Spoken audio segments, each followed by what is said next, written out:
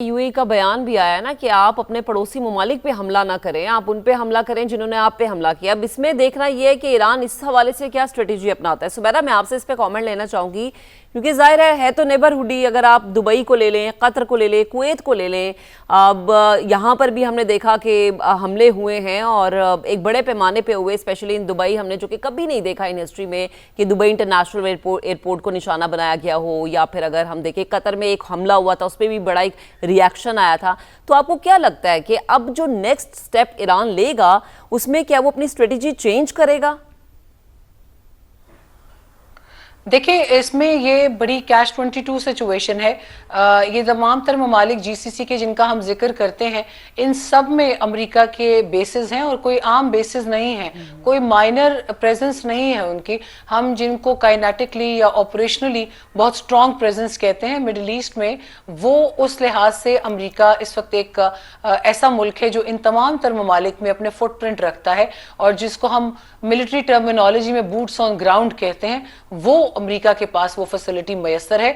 तो ईरान का गालिबन, जैसे रात को भी हम यही बात कर रहे थे कि ईरान ने टैक्टिकली सोचा, स्ट्रेटेजिकली सोचा, उनके पास इस वक्त टेक्निकली सोचने का वक्त नहीं है। जहां तक अगर मैं इस चीज को, पूरे सिनेरियो को समझ पाई हूं, तो उनको जहां जहां अमरीकी बेसिस, अमरीकी अड्डे, अमरीकी प्रेजेंस, उनके बूट्स ऑन ग्राउंड नजर आए, पहला उनका हदफ यह था कि किसी भी तरीके से अमरीकी जानी नुकसान किया जाए, क्योंकि हम सब जानते हैं कि अमरीका में किसी एक भी मरीन की या सोल्जर की या किसी आर्मी से रिलेटेड शख्सियत की हलाकत को बहुत ज्यादा उस पर बहुत ज्यादा शोर मचता है, उस पर बहुत ज्यादा रोना धोना होता है।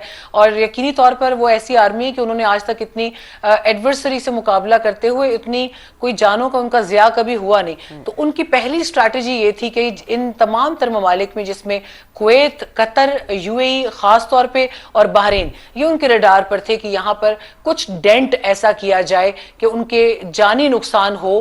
पहली इतला ये आए और उसके बाद उनके इंफ्रास्ट्रक्चर को नुकसान पहुंचे, क्योंकि यहाँ से रडार वाइज और सर्विलेंस वाइज भी अमेरिका की सेंट्रल कमांड का एक बहुत बड़ा अड्डा है बहरीन में, और उनकी तमाम तर जितनी भी इस इलाके में फिजाइया की कार्रवाइयां होती हैं और 83 सदर्न कमांड की जो होती है, जो एयरबॉर्न ही रहती है ज्यादातर, उसकी कार्रवाइयां बहुत हद तक डिपेंड करती हैं। तो लिहाजा अगर ये कहना कि ईरान ने बगैर सोचे समझे, तो मेरा नहीं ख्याल। ईरान ने बहुत सोच समझ कर इन ममालिक पर अटैक किया है और उसको खातिर ख्वाह नतीजा मिला है। वी लाइक इट और नॉट, लेकिन अगर हम ये देखें उसको खातिर ख्वाह नतीजा मिला है। और यूएई पर उसका, मैंने रात को भी ये बात की थी, इस पे मुझे मुनासिब अल्फाज अभी भी नहीं मिल रहे, मगर यूएई पर कुछ ऐसा गुस्सा ईरान का है जिसकी जुजियात अभी हमें पता नहीं है, मगर वो गुस्सा ईरान की जानिब से निकाला गया है, क्योंकि बुर्जुल अरब पे उन्होंने एक ड्रोन अटैक किया। उसके अलावा उन्होंने एयरपोर्ट को मुतअद्दिद बार निशाना बनाया, एक बार नहीं। जबकि बाकी ममालिक में, जिसमें कुवैत है, कतर है, बहरीन है, वहां उन्होंने कार्रवाइयां की, मगर वो कंट्रोल्ड कार्रवाइयां थी और गालिबन एक या दो मरतबा ही ड्रोन भेजे गए।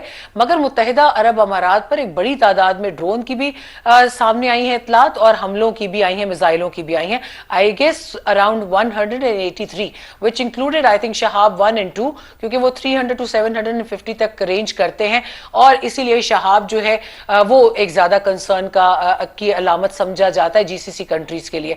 अब आपके दूसरा नुक्ता जो मैं उसमें थोड़ी सी सिर्फ वजाहत कर दूं कि इजराइल और ईरान के माबैन अगर बहुत भी हम खींच के फासला मापें तो 750 किलोमीटर से ऊपर ही बनता है, यानी वो शहाब 2 या 3, शहाब 3 की रेंज में आता है वेरी सक्सेसफुली। और उसमें लास्ट टाइम खैबर शिकन मिसाइल भी इस्तेमाल किया था ईरान ने जून 2025 में।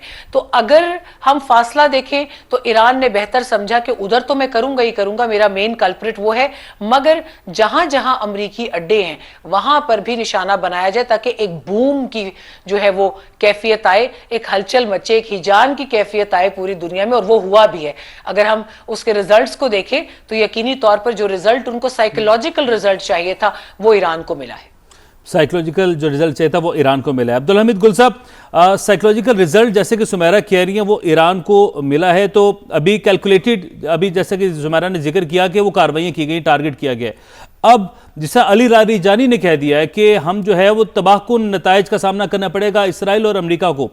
अगला हदफ क्या हो सकता है? जैसे कि अभी इसराइल के ऊपर मजीद जो है वो मिसाइल दागे गए हैं ईरान की जानिब से, तो नेक्स्ट मूव क्या हो सकता है ईरान का?